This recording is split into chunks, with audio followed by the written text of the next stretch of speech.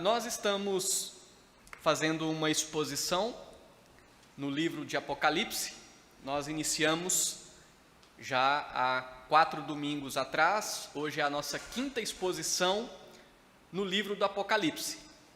E nós começamos essa exposição com o objetivo de apresentar a estrutura desse livro, que é dividida em 7 cenas, 7 cenas que cada uma narra a história da igreja até a consumação. Então, essa história é contada 7 vezes no livro do Apocalipse. E nós estamos, então, em cada exposição, apresentando uma destas cenas. Hoje nós vamos apresentar e vamos refletir na 4ª cena no livro do Apocalipse, que narra, então, a história da igreja no mundo até a volta de Cristo, até a consumação. E esta cena, ela está no livro do Apocalipse, então, no capítulo 12 ao capítulo 14. Apenas explicando, sempre fazemos isso para que você esteja atento à forma como nós estamos fazendo. Então, nós estamos fazendo uma leitura meio que dinâmica desta parte, estamos expondo partes grandes do livro. Hoje nós temos 3 capítulos, então, à medida que nós vamos lendo o texto, nós vamos fazendo as considerações e as aplicações. Então, nós não nos aprofundamos muito nas questões, até por causa do tempo, mas nós damos uma visão panorâmica daquilo que está registrado no livro do Apocalipse. Se Deus nos abençoar, quem sabe daqui uns meses, nós voltamos a uma série no livro do Apocalipse, fazendo de forma mais detalhada, né? Não apenas, não cada exposição uma cena, mas então destrinchando melhor estas partes, e aí poderemos refletir de forma mais detalhada. Pois bem, então, nesse momento nós vamos iniciar esta exposição da 4ª cena, que trata da batalha de Satanás contra Cristo e contra a igreja.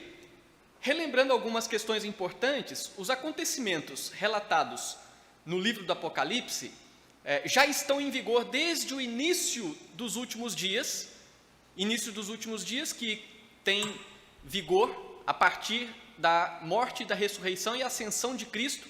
Ali começam a contar os últimos dias e então os acontecimentos relatados aqui compreendem esse período. E outras coisas ainda acontecerão, como, por exemplo, a volta de Cristo. A revelação que nós temos no livro do Apocalipse, como nós já falamos, ela é composta por 7 cenas que narram a história 7 vezes, portanto, é uma repetição a fim de trazer ênfase e fixar o ensinamento na mente daqueles que ouvem. Por isso que a nossa série nós estamos chamando de A Consumação dos Séculos em 7 cenas. Este é o nome da nossa série. Fazendo uma recapitulação breve do que nós já vimos até aqui, na primeira cena, que compõe aí o capítulo 1, versículo 9 até o capítulo 3, nós refletimos sobre as formas como Cristo cuida da sua igreja até a consumação. Do capítulo 4 ao capítulo 8, versículo 1, a segunda cena, nós refletimos sobre as garantias que a igreja é vitoriosa hoje e eternamente. Na terceira cena, que vai do capítulo 8, versículo 2 até o capítulo 11, nós refletimos sobre os juízos de Deus contra o mundo perverso. E agora, do capítulo 12 ao capítulo 14, nós vamos refletir sobre essa batalha de Satanás contra Cristo e contra a igreja. Uma batalha que é seguida pela vitória de Cristo e a vitória da igreja de Cristo, e seguida pela derrota de Satanás e a derrota de todos os seus seguidores. Portanto, nós vamos ver aqui alguns acontecimentos que envolvem a batalha de Satanás contra Cristo e a sua igreja. Esta parte do livro do Apocalipse, a 4ª cena, então nos traz estes acontecimentos que envolvem essa batalha. E um dos acontecimentos que envolvem essa batalha é o acontecimento que diz respeito ao fato de que Satanás agiu para impedir o nascimento de Cristo. É interessante porque essa quarta cena, ela volta lá no início, lá no Jardim do Éden, em diante, é a cena que é mais completa na sua narrativa, porque ela traz uma perspectiva do início, desde o Éden até a consumação. Portanto, nós vemos que no capítulo 12, do versículo 1 ao versículo 6, a expressão da visão de João que mostra que Satanás agiu durante a história para impedir o nascimento de Cristo. Então, João começa a registrar essa nova cena agora com uma referência a fatos que aconteceram desde o Éden até o nascimento de Cristo. E esses fatos compõem a luta de Satanás para impedir o cumprimento do que está escrito em Gênesis capítulo 3, versículo 15, que diz lá: porém, inimizade entre ti e a mulher, entre a tua descendência e o seu descendente. Este te ferirá a cabeça e tu lhe ferirás o calcanhar. Aqui foi feita a promessa de um Messias, e durante a história Satanás procurou de todas as formas impedir que essa promessa fosse cumprida. Então, se você olhar, acompanhando aí na sua Bíblia, no capítulo 12, versículos 1 e 2, diz assim: viu-se grande sinal no céu, a saber, uma mulher. Esta mulher aqui, de forma figurada, representa a igreja do Antigo Testamento e, consequentemente, a igreja do Novo Testamento. Aqui do texto diz que esta mulher estava vestida do sol com a lua debaixo dos pés e uma coroa de 12 estrelas na cabeça, aqui refletindo a sua glória, mostrando que a igreja ela é gloriosa. E ainda diz que, achando-se grávida, agora uma expressão que está fazendo referência ao fato de que a igreja é o meio pelo qual o Messias viria ao mundo. Lá em Gênesis 3,15 fala que da descendência da mulher nasceria aquele que esmagaria a cabeça da serpente. E usando aqui essa mesma linguagem, agora referindo-se à igreja, o meio pelo qual o Messias viria, João diz que, achando-se grávida, grita com as dores de parto, sofrendo tormentos para dar à luz. Aqui é uma referência ao fato de que a igreja passou por lutas até que se cumprisse o nascimento de Cristo. Então, ela passou dores de parto, sofrendo tormentos para dar à luz. E aí, no versículo 3, diz assim: viu-se também outro sinal, além do sinal que viu-se a mulher no céu, viu-se também outro sinal no céu, e eis um dragão, uma referência à antiga serpente, Satanás.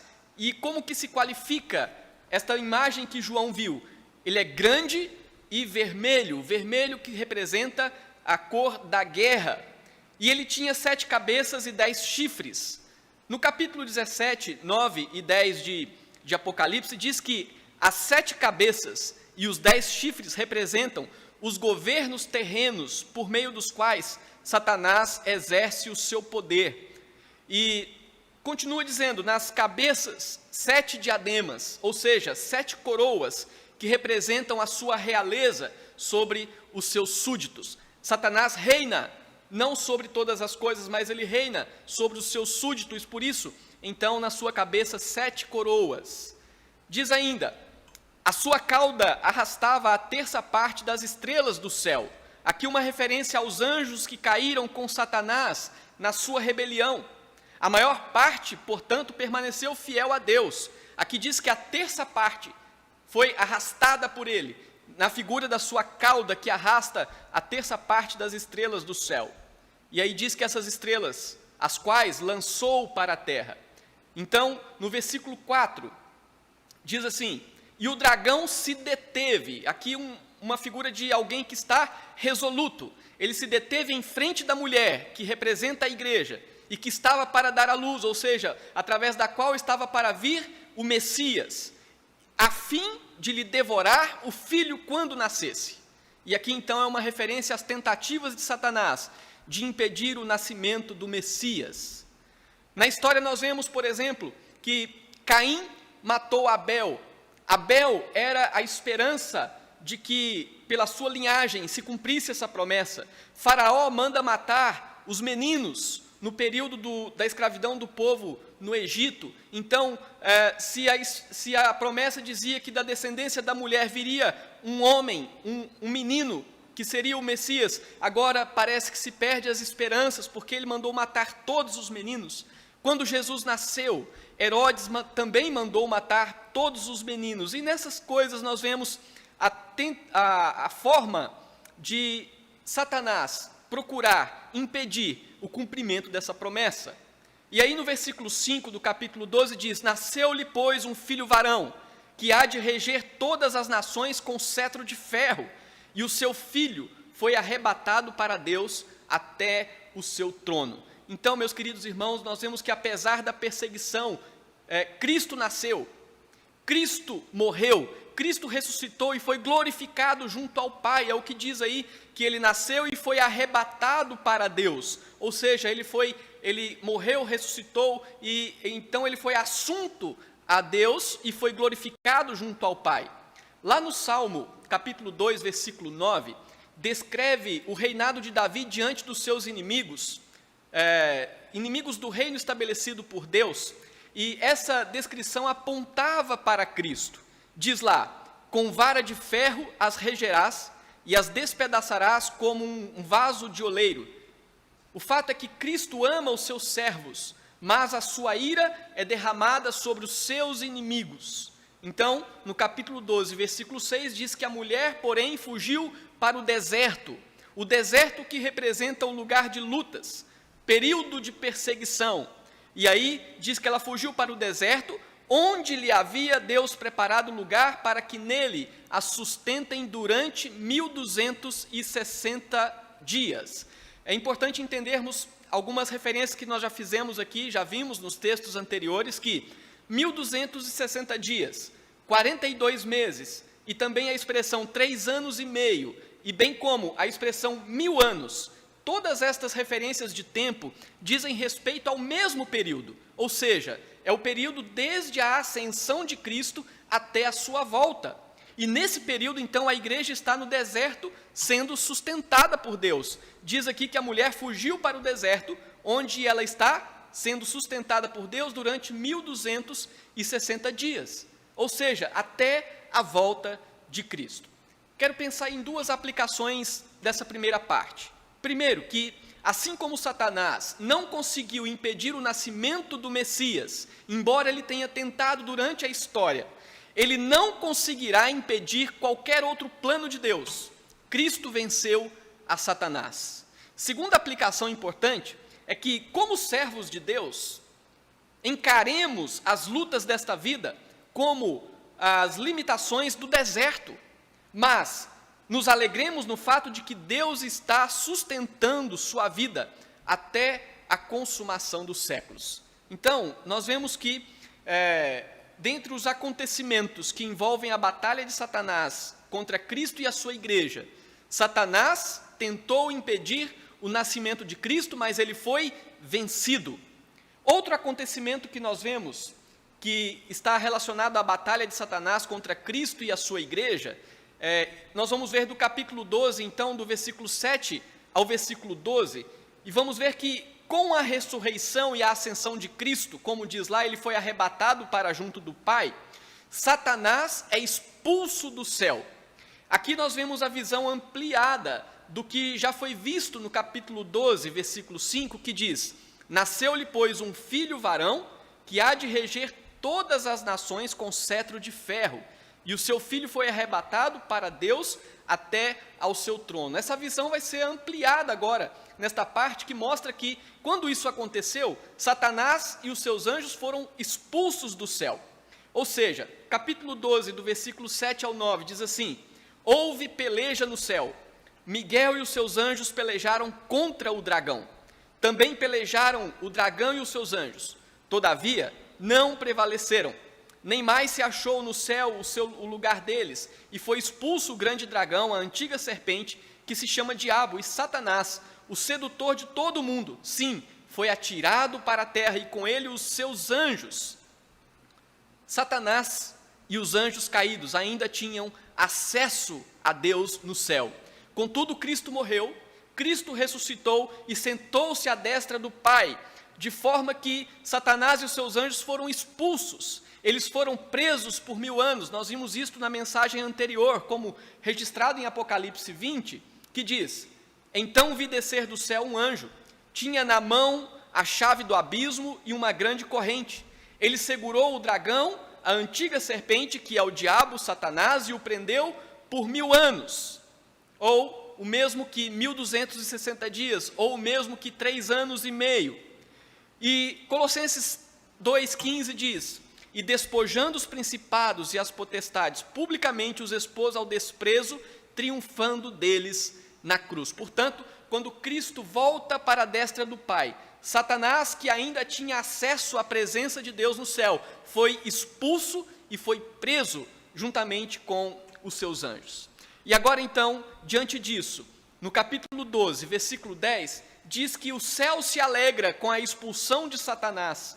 Diz lá o versículo 10: então ouvi grande voz do céu proclamando: agora veio a salvação, o poder, o reino do nosso Deus e a autoridade do seu Cristo, pois foi expulso o acusador dos nossos irmãos. Um exemplo muito claro para nós que conhecemos a história do Antigo Testamento é quando Satanás vai até a presença de Deus e acusa Jó de não ser um servo fiel. Ele estava acusando ali na presença de Deus. Agora ele foi expulso, ele não tem mais acesso à presença de Deus no céu, e agora então o céu canta e proclama a vitória, alegre, porque Satanás foi expulso. Então no final do versículo 10 diz assim: o mesmo que os acusa de dia e de noite diante do nosso Deus. Veja no versículo 11 que diz: eles, pois, eles quem? Os que são acusados, os santos, os servos de Deus, o venceram por causa do sangue do Cordeiro. A vitória contra Satanás está no sangue do Cordeiro, que é o único caminho para a salvação. E por causa da palavra do testemunho que deram, e mesmo em face da morte, não amaram a própria vida. E aí nós lembramos do que disse a revelação lá para uma das igrejas: ser fiel até a morte dar-te-ei a coroa da vida, ou seja, aqueles que foram fiéis até a morte. No versículo 12 diz: por isso festejai, ó céus, e vós os que neles habitais. Ou seja, os redimidos nos céus festejam, pois já estão totalmente livres dos sofrimentos do mundo e também das acusações de Satanás, porque agora ele foi expulso dos céus. Então os redimidos nos céus estão cantando de alegria, porque agora eles já não têm mais aquele que os acusa na presença de Deus. Mas agora ele diz: ai da terra e do mar, pois o diabo desceu até vós, cheio de grande cólera, sabendo que pouco tempo lhe resta. Aqui os redimidos na terra lamentam, pois ainda enfrentam um tempo difícil marcado pela perseguição de Satanás. O pouco tempo termina quando Cristo voltar. O pouco tempo que lhe resta termina quando Cristo, então, estabeleceu o seu juízo de uma vez por todas. E nesse tempo, nesse pouco tempo, Satanás arrebanha os seus, iludindo-os, e tenta também atingir a igreja. Essa é a forma como ele age, com cólera, a cólera de alguém que foi derrotado, que foi expulso do céu. Agora então ele tenta atingir a igreja, ele tenta alcançar a igreja com as suas artimanhas, ele tenta agora destruir aqueles que são servos de Cristo. E aqui eu quero também pensar em duas aplicações. Primeiro, Cristo venceu a Satanás mais uma vez. Ele venceu quando Satanás tentou impedir o seu nascimento, mas Cristo nasceu cumprindo aquilo que Deus havia estabelecido. Agora, Cristo vence Satanás mais uma vez, porque voltando à destra do Pai, Satanás é expulso e não tem mais acesso àquele lugar. Agora, Cristo continua lutando juntamente com a sua igreja para garantir a última vitória, que será concretizada na consumação dos séculos. Segunda aplicação: assim como o céu se regozija com a vitória de Cristo, nós, que ainda habitando na terra, como diz o apóstolo Paulo, somos cidadãos dos céus, não devemos fazer outra coisa durante a nossa vida, a não ser render honra e glórias a Cristo, porque embora não tenhamos ainda alcançado essa vitória final de forma real, mas nós já alcançamos essa vitória porque sabemos que Cristo já garantiu para nós esta vitória, então nós temos que fazer outra coisa, não podemos fazer outra coisa nesta vida a não ser cantar e louvar e render graças ao Senhor pela sua vitória. Vejam bem, nós estamos vendo os acontecimentos que envolvem a batalha de Satanás contra Cristo e contra a sua igreja. O primeiro acontecimento é que Satanás procurou destruir e impedir a vinda de Cristo, mas Cristo veio, morreu, ressuscitou e voltou à destra do Pai. Satanás tentou impedir que Cristo que se cumprisse aquela promessa. E a segunda questão, o segundo acontecimento que envolve essa batalha, está no fato de que, tendo Cristo subido aos céus, Satanás foi expulso da presença de Deus. E ele foi lançado para a terra. Ele foi preso no abismo, onde agora aguarda o juízo final e aguarda a sentença final. Contudo, nós vemos um terceiro acontecimento que envolve a batalha de Satanás contra Cristo e a sua igreja. E nós vamos ver isso do capítulo 12, versículo 13, até o capítulo 14, versículo 5. Nós vamos ver que, expulso do céu, Satanás engana as nações e persegue a igreja. Ele já não mais traz acusação aos redimidos que estão na presença do Senhor, mas agora, sendo expulso do céu para a terra, ele engana as nações e persegue a igreja. Aqui nós vemos a visão ampliada também do que já foi visto no capítulo 12, versículo 6, que diz que a mulher, porém, fugiu para o deserto, que é o lugar de lutas, período de perseguição, onde lhe havia Deus preparado lugar para que nele a sustentem durante 1260 dias. E aqui então nós temos a visão do dragão perseguindo a mulher, Satanás perseguindo a igreja. Diz o capítulo 12, versículo 13: quando, pois, o dragão se viu atirado para a terra, expulso por Deus, pois o diabo desceu até vós, cheio de grande cólera, como diz o capítulo 12, versículo 12, ele perseguiu a mulher, ele perseguiu a igreja que dera à luz o filho varão, Cristo Jesus. No versículo 14, você acompanhando, diz assim: e foram dadas à mulher as duas asas da grande águia, para que voasse até ao deserto, ao seu lugar, aí onde é sustentada durante um tempo, tempos e metade de um tempo. Essa expressão é uma referência aos 3 anos e meio, ou 1260 dias, ou 42 semanas, ou 1000 anos. Essas expressões são referências ao mesmo período, então, que é desde a ressurreição e ascensão de Cristo até a sua volta. E aqui está dizendo que a mulher, a igreja, foi levada para o deserto, onde ela está sendo sustentada por Deus durante esse período. E aqui é interessante porque diz que ela foi dada à mulher 2 asas da grande águia. Um dos seres viventes que estão na presença do trono é um ser vivente com semelhança de uma águia quando está voando. E é interessante porque é possível esse paralelo, sendo uma referência ao apoio do próprio Deus através dos seus anjos para levar a igreja para um lugar de segurança. E também aqui nós vemos um paralelo da fuga do povo do Egito que conseguiu escapar para o deserto por meio de uma ação sobrenatural de Deus. Como foi que o povo escapou para o deserto? Através da travessia do mar. Também um paralelo com as asas que foram dadas à mulher. E no deserto, o povo, após escapar da escravidão do Egito, foi sustentado por 40 anos. Então é um paralelo interessante com esse texto. Embora a igreja esteja sendo atacada pelo diabo nesse período até a volta de Cristo, a certeza é que Deus está sustentando e nenhum dos eleitos de Deus será perdido. Nenhum dos eleitos de Deus ficará para trás, porque Deus é quem sustenta. Então, no versículo 15 do capítulo 12 diz: então a serpente arrojou da sua boca atrás da mulher água como um rio. E é interessante porque da boca de Satanás jorra um rio de palavras que visam enganar a igreja. e esse rio, a fim de fazer com que ela fosse arrebatada pelo rio. Mais uma tentativa de Satanás em destruir a igreja. Mas olha só a providência de Deus, no versículo 16. A terra, porém, socorreu a mulher, e a terra abriu a boca e engoliu o rio que o dragão tinha arrojado da sua boca.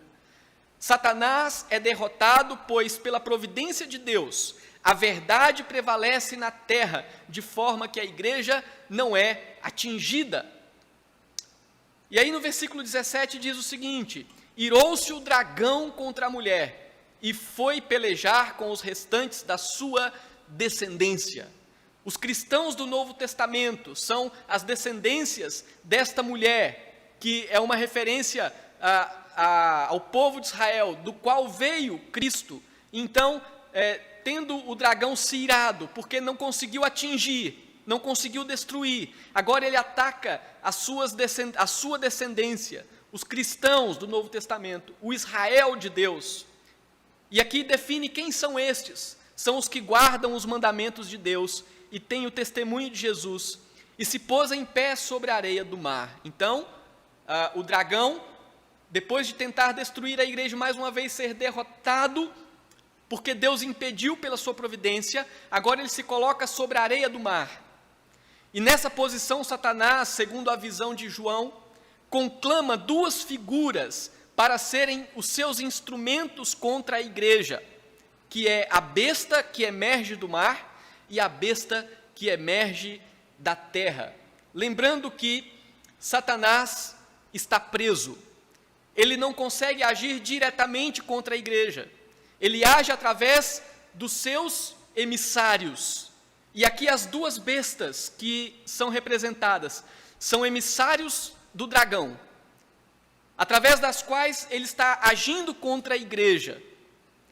Então, no capítulo 13, no versículo 1, diz assim: vi emergir do mar. Aqui, o mar representa uma multidão. No contexto do Apocalipse, quando fala do mar, faz referência a um grande número de pessoas, uma multidão.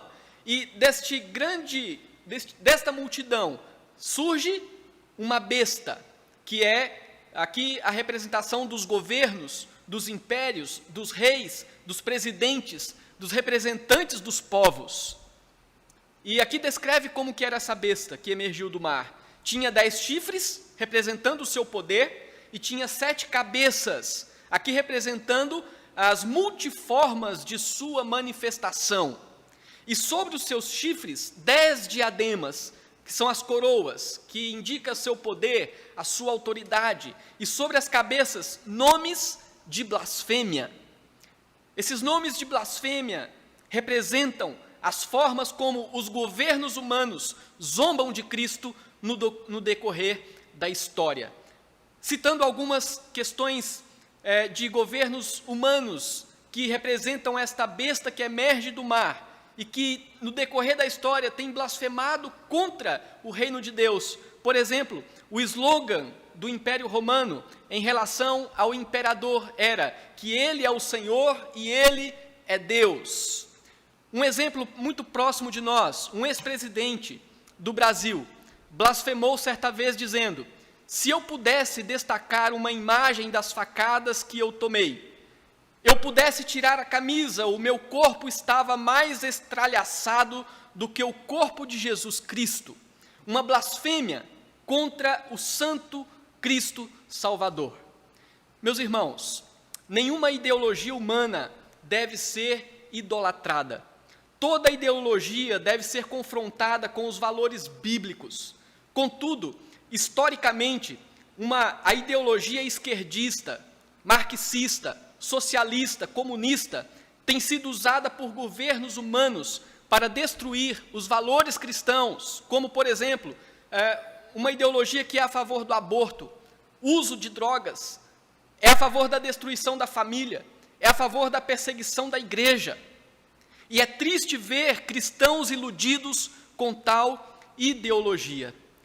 Sobre esse assunto, inclusive, eu recomendo que, se vocês quiserem assistir um canal de um conhecido, um amigo meu, pastor, reverendo Alfredo de Souza, ele tem vários vídeos tratando sobre essa ideologia nefasta que é incompatível com a fé cristã e que, pelo contrário, tem sido usada nas mãos de governos que são usados para perseguirem a igreja.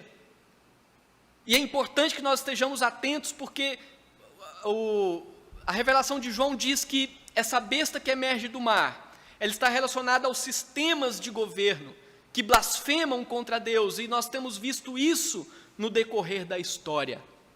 A besta já atua no mundo, ela atua no mundo porque os sistemas mundanos de governo, desde sempre, têm sido contra o reino de Deus. Nós vemos isso no Antigo Testamento, nós vemos isso nos relatos do Novo Testamento. Contudo, uma das multiformas desta besta, porque ela tem 10 cabeças, uma das suas multiformas ainda não se manifestou, que é o anticristo. Mas ele se manifestará na grande tribulação, pouco tempo antes da volta de Cristo.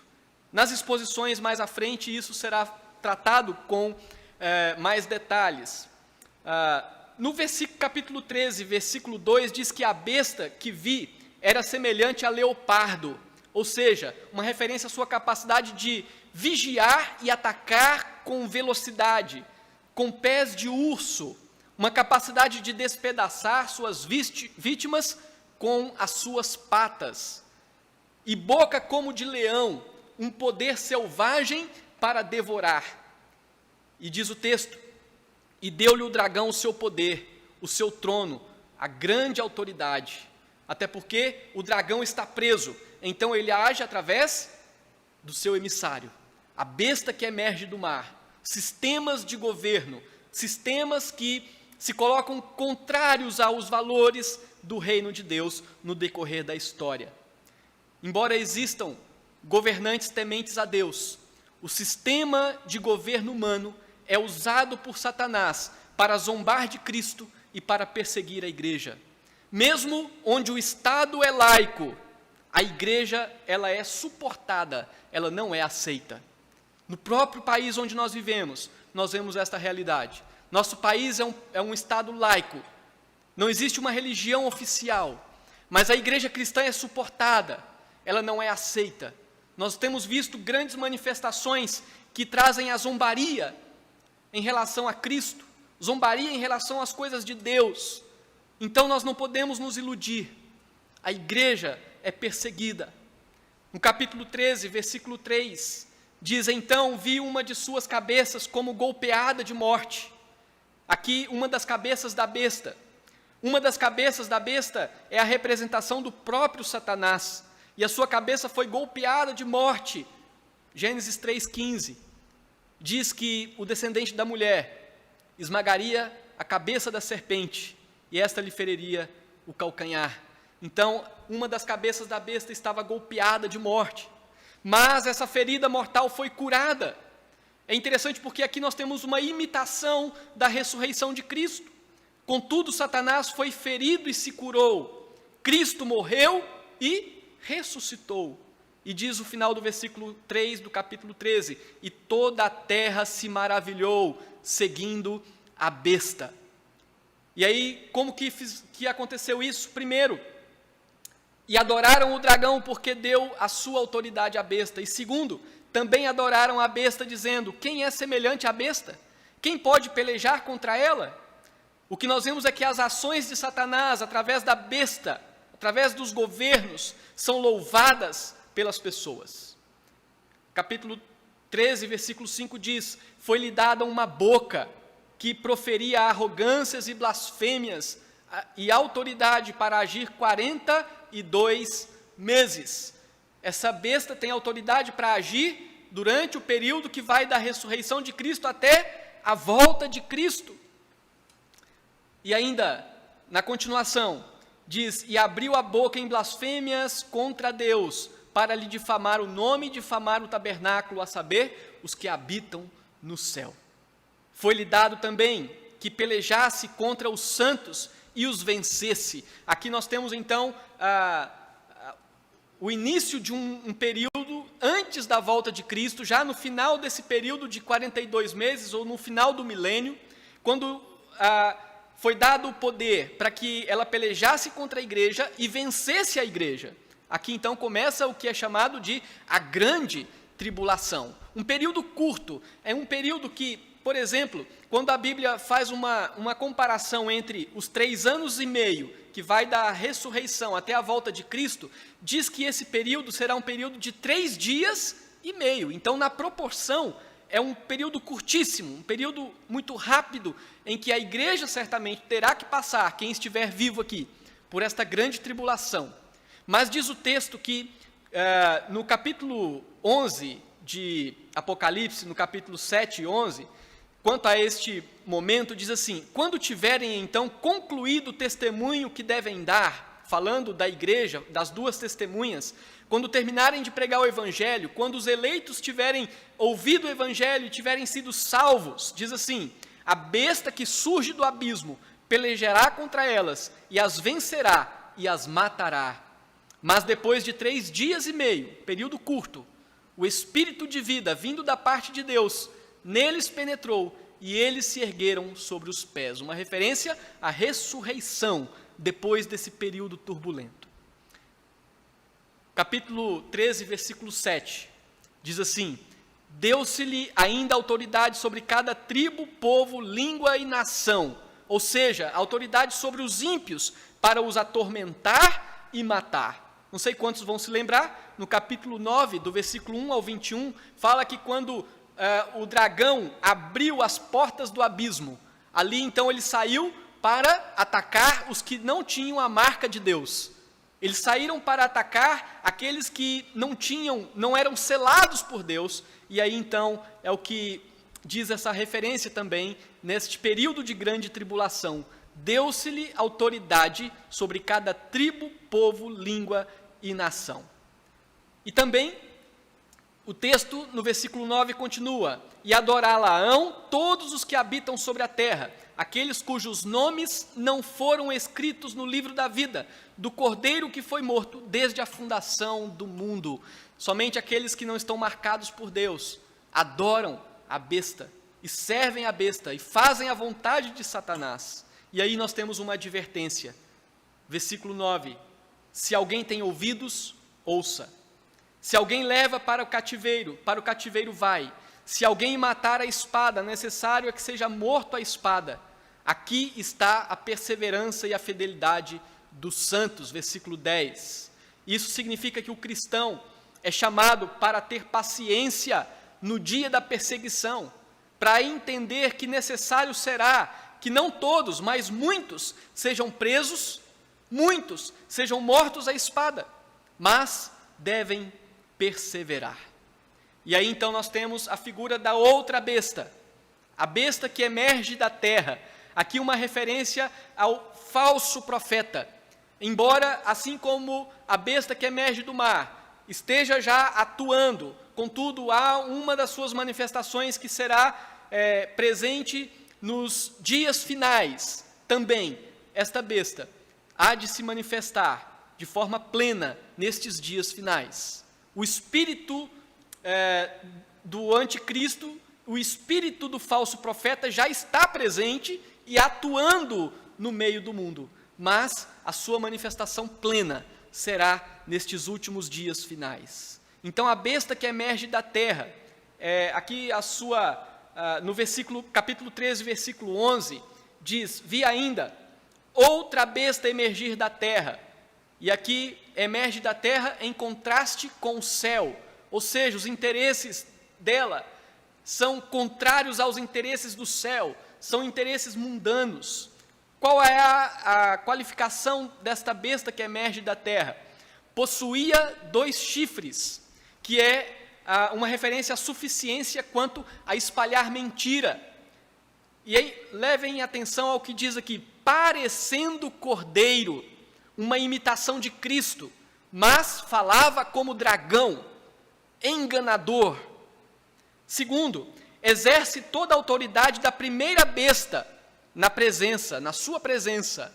Ela exerce a autoridade que é lhe conferida pela besta que emerge do mar, a autoridade que lhe é conferida pelos governos, pelo sistema mundano de governo. Então a besta que emerge do mar, que tem a autoridade de Satanás, compartilha sua autoridade, que emerge da terra, o falso profeta. E terceiro, ela faz com que a terra e os seus habitantes adorem a primeira besta. O falso profeta tem o objetivo de iludir as pessoas e levá-las a adorarem a primeira besta, e levar a adorarem o próprio dragão. O objetivo do falso profeta é trazer engano. E aqui nós temos uma imitação de Cristo novamente. Cristo é adorado pelo seu caráter santo e verdadeiro. Satanás é adorado mediante o engano. E aí então, nós vemos que Satanás engana com vãs filosofias, engana com falsos ensinos, engana com ensinos heréticos, engana com sabedoria humana. O falso profeta está a serviço do anticristo, cuja ferida mortal fora curada. Mais uma imitação da ressurreição de Cristo. Capítulo 13, versículo 13 diz: também opera grandes sinais, de maneira que até fogo do céu faz descer a terra diante dos homens. Seduz os que habitam sobre a terra por causa dos sinais que lhe foi dado executar diante da besta, dizendo aos que habitam sobre a terra que façam uma imagem à besta, aquela que, ferida a espada, sobreviveu. Mais uma vez, a imitação da ressurreição de Cristo. E lhe foi dado comunicar fôlego à imagem da besta, para que não só a imagem falasse, como ainda fizesse morrer quantos não adorassem a imagem da besta. Aqui, referências a sinais, a truques, a maravilhas, que são formas de seduzir as pessoas a ficarem longe do verdadeiro Deus. Como é fácil as pessoas irem atrás de sinais, de truques, irem atrás de milagres, e dessa forma estão sendo atraídas pelo engano do falso profeta, para longe da verdade de Deus. E aí no capítulo 13, ainda versículo 16, diz: a todos os pequenos e os grandes, os ricos e os pobres, os livres e os escravos, faz que lhes seja dada certa marca sobre a mão direita e sobre a fronte. E eu quero dizer para vocês que esta marca da besta, podem ter certeza, não é uma marca literalmente falando, como por exemplo, teve um tempo que se acreditava que a marca da besta eram os códigos de barra das mercadorias no mercado. Estão pensando que um dia vão implantar um chip na pele, na cabeça, na mão, como sendo marca da besta. Esqueçam, isto não é verdade, porque a marca aqui não é uma marca literalmente falando, mas a marca na mão direita é símbolo de amizade e de comunhão. A marca na testa aponta para o compartilhar das mesmas filosofias e formas de pensar. Todos os que não têm a marca, o selo de Deus, já estão com a marca da besta. Não virá um chip para que fiquem com a marca da besta. Aqueles que não adoram a Deus já são marcados, já são selados por Satanás, são propriedades de Satanás. Capítulo 13, versículo 17 diz: para que ninguém possa comprar ou vender, senão aquele que tem a marca, o nome da besta, ou o número do seu nome. Em contextos de perseguições aos cristãos, os mesmos são limitados em suas atividades por causa da sua fé. A história nos mostra isso. Aqueles que não têm a marca da besta, aqueles que são de Deus, que são selados por Deus, em tempos de perseguição, são limitados muitas vezes até de comprar, de vender, de negociar, de viver a sua vida como qualquer outra pessoa. E é isto o que João está dizendo. E aí então, no capítulo 13, versículo 18, diz assim: aqui está a sabedoria. Aquele que tem um entendimento, calcule o número da besta, pois é número de homem. O número de homem no Apocalipse é o número 6. E o número de Deus é o número 7. Ora, esse número é 666. O que nós vimos aqui até então é que Satanás tenta imitar a Deus. Satanás tenta imitar a Deus com a coroa que há na sua cabeça, com as marcas que ele carrega. Satanás tenta imitar a Deus na forma de um cordeiro, mas nunca chega à perfeição representada pelo número 7. De forma que Satanás sempre foi, é e sempre será um fracassado.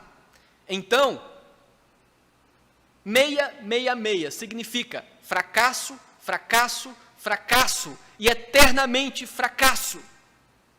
Por mais que ele tente imitar a Deus, ele nunca será como Deus. Isso representa o número 666. E aí então, quando nós vimos a partir do capítulo 14, que João tem a visão de que o Filho de Deus mantém o controle e está presente com os seus eleitos. Nós vemos lá no capítulo 14, versículo 1, que diz assim: olhei e eis o Cordeiro em pé sobre o Monte Sião onde estava Jerusalém, e com ele 144.000.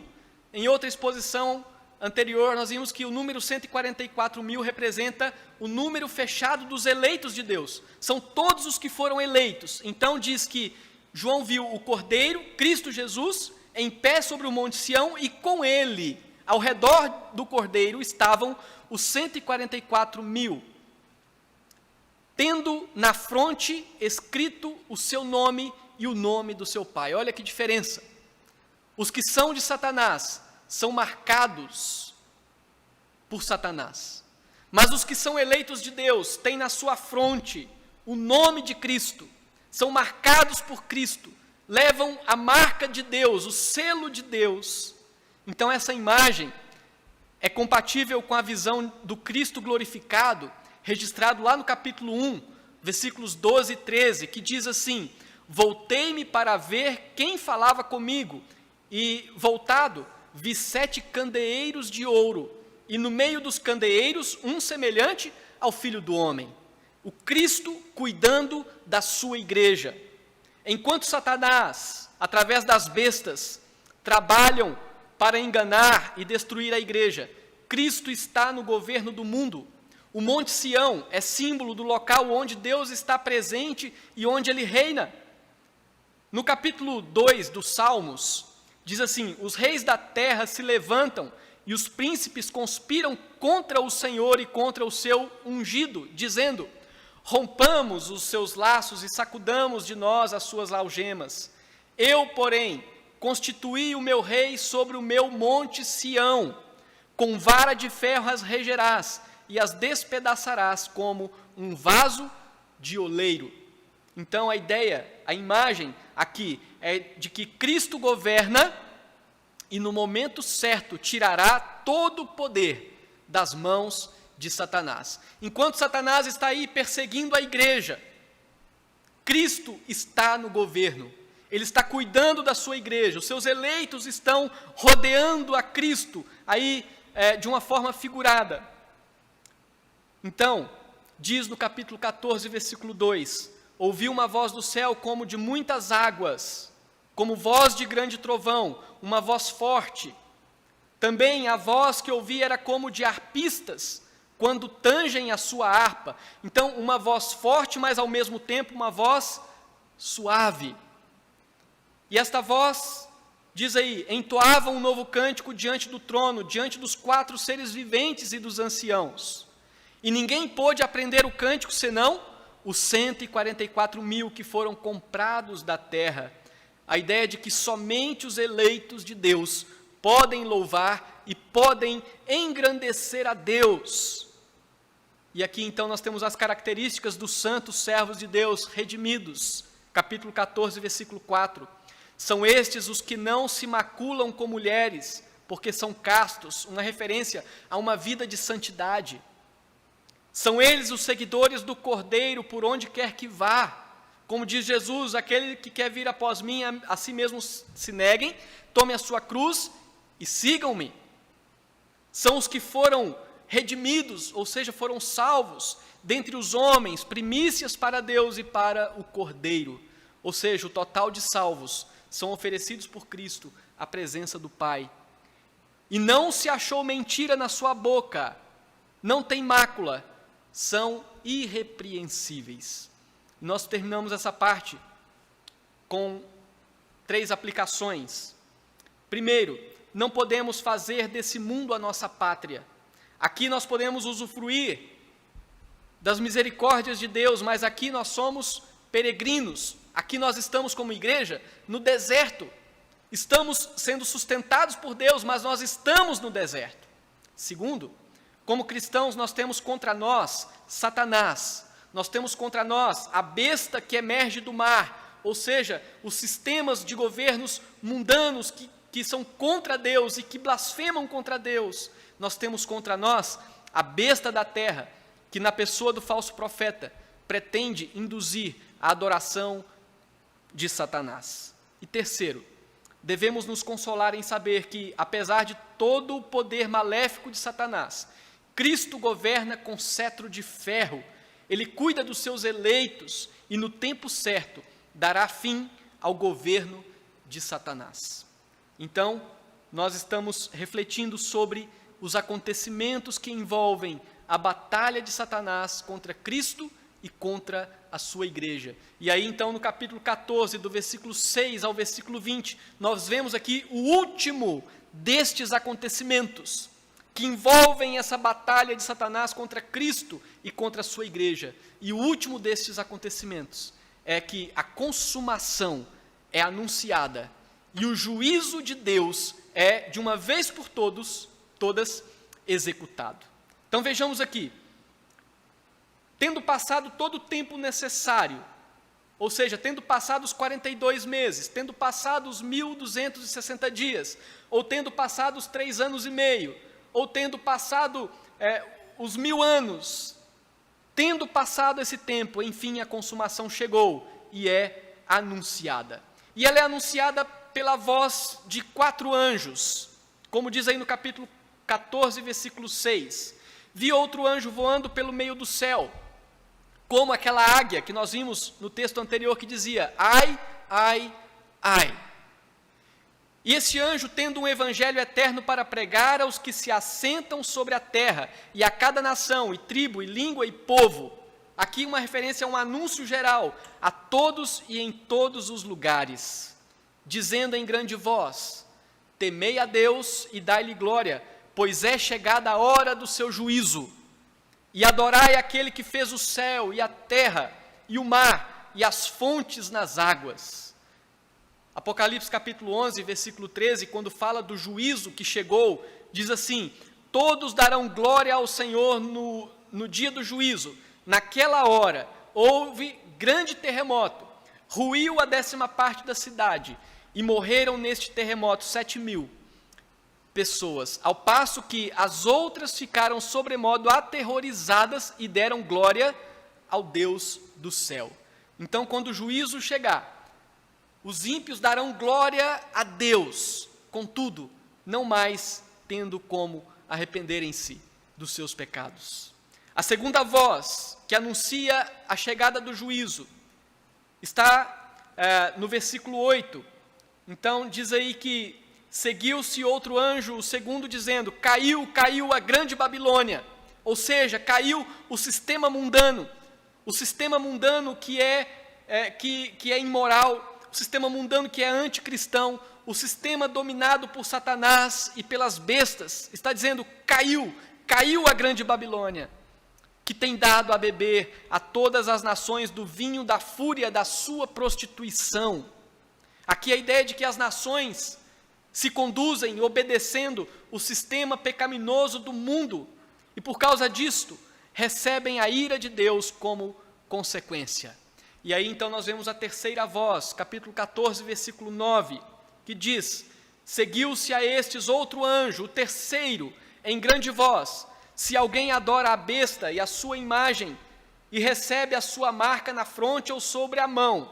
Aqui uma referência aos ímpios, que certamente acham grande vantagem em viver pela sua própria vontade, que acham vantagem zombar da fé, que acham vantagem rejeitar os princípios antiquados do Evangelho, mas no fim, verão que isso foi uma desvantagem. Então a estes, como diz a continuação, capítulo 14, versículo 10, também este beberá do vinho da cólera de Deus, preparado sem mistura, puro, não diluído, do cálice da sua ira, e será atormentado com fogo e enxofre diante dos santos anjos e na presença do Cordeiro. Versículo 11, a fumaça do seu tormento sobe pelos séculos dos séculos, e não tem descanso algum, nem de dia nem de noite, os adoradores da besta e da sua imagem, e quem quer que receba a marca do seu nome.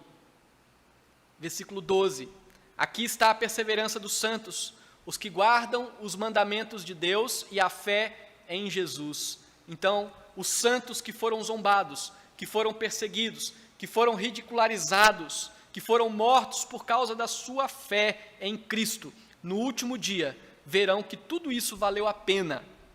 É o que diz também a quarta voz, que está no versículo 13. Então ouvi uma voz do céu dizendo: escreve, bem-aventurados os mortos, que desde agora morrem no Senhor. Sim, diz o Espírito, para que descansem das suas fadigas, pois as suas obras os acompanham.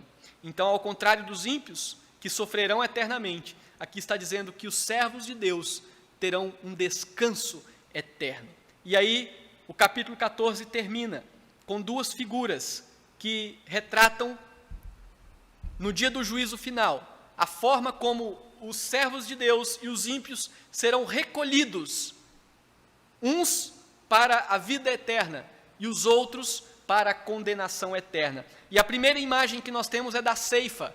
Esta ceifa é a descrição da ação de Cristo tomando para si os seus eleitos. Vejam aí o versículo 14, olhei e eis uma nuvem branca, e sentado sobre a nuvem um semelhante a filho de homem, referência a Cristo, tendo na cabeça uma coroa de ouro, uma coroa verdadeira, não falsa, como a de Satanás, e na mão uma foice afiada.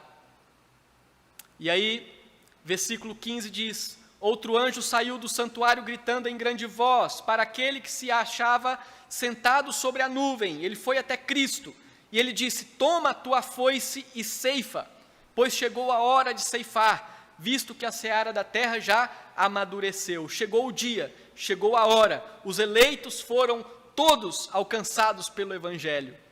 E aí então, versículo 16 diz: e aquele que estava sentado sobre a nuvem passou a sua foice sobre a terra, e a terra foi ceifada.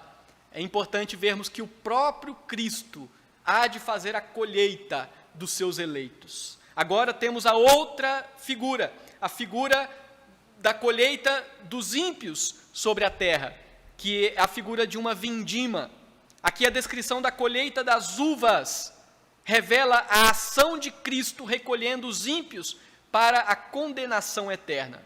Veja no versículo 17, então saiu do santuário que se encontra no céu outro anjo, tendo ele mesmo uma foice afiada. Saiu ainda do altar. Lembrem do altar, que era o lugar onde as orações eram dirigidas a Deus, e daquele lugar, do altar, saiu outro anjo, aquele que tem autoridade sobre o fogo, uma figura de juízo. É o batismo com fogo, como nos explicou o seminarista Advan. E falou em grande voz ao que tinha a foice afiada, dizendo: toma a tua foice afiada e ajunta os cachos da videira da terra, porque as suas uvas estão amadurecidas. Versículo 19, então o anjo passou a sua foice na terra e vindimou a videira da terra. Uma referência aqui aos ímpios, que ao invés de serem colhidos por Cristo, são recolhidos pelo anjo, e lançou no grande lagar da cólera de Deus. O lagar é o local onde as uvas são pisadas quando são colhidas. E o versículo 20 diz: e o lagar foi pisado fora da cidade, fora, ou seja, fora da Nova Jerusalém, fora da cidade, que é o lugar santo, o lugar separado para os santos de Deus. Então, os ímpios foram levados para fora da cidade, e ali, como as uvas no lagar, foram pisados. O final do versículo 20 diz: e correu sangue do lagar até aos freios dos cavalos, numa extensão de 1.600 estádios. Aqui é importante lembrar que o Cristo glorificado é visto por João lá no capítulo 1, versículo 15, como quem tem os pés semelhantes ao bronze polido, como que refinado numa fornalha. O bronze simboliza o juízo. E este Cristo glorificado tem os pés como de bronze polido. E agora nós vemos que o próprio Cristo, com seus pés de bronze polido, é aquele que vai pisar o lagar. Cristo, figuradamente, com seus pés, pisará as uvas. Ele próprio executará o juízo contra todos os seus inimigos. E aí uma referência que faz que o sangue correu até os freios, e numa extensão de 1.600 estádios, é uma expressão que figuradamente expressa a intensidade e a quantidade incalculável, porque o sangue sobe até a altura dos freios dos cavalos. E para uma extensão de 1.600 estádios, aqui se fôssemos calcular uma extensão de 300 quilômetros, então é uma expressão que traz a ideia de intensidade e de quantidade. Meus irmãos, e aí então eu termino essa parte com algumas aplicações também, dizendo: se você é um servo de Deus, alegre-se na esperança do dia do juízo final. Nesse dia você receberá a concretização da promessa da vida eterna. E viva em obediência, em santidade, em temor a Deus, aguardando esse dia glorioso. Agora, se você tem rejeitado ao senhorio de Cristo em sua vida, tenha pavor do dia do juízo final, porque nesse dia, todos os que rejeitaram a Cristo receberão a palavra da condenação eterna. E se você tem ouvido o Evangelho de Cristo, aceitar este Evangelho é a única forma de não sofrer essa condenação. E aí então nós concluímos dizendo que Cristo é o vencedor desde sempre. Ele venceu no seu nascimento, ele venceu na sua morte, ressurreição e ascensão, e ele vencerá no último dia. Todos os que se rendem a Cristo são vitoriosos com ele, mas todos os que rejeitam a Cristo serão derrotados juntamente com Satanás, com as bestas e com os seus anjos. Recapitulando, nós vimos aqui 4 acontecimentos que envolvem a batalha de Satanás contra Cristo e contra a sua igreja. Primeiro acontecimento, Satanás agiu para impedir o nascimento de Cristo.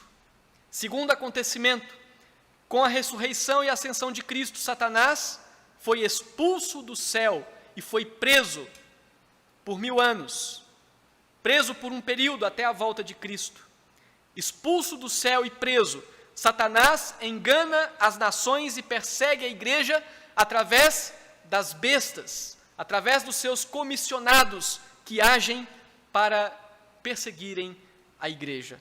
E quarto acontecimento, a consumação é anunciada e o juízo de Deus é executado, definindo assim, estabelecendo a vitória plena, completa e definitiva pelos séculos dos séculos. Que Deus nos abençoe, que Deus abençoe a sua vida. Amém.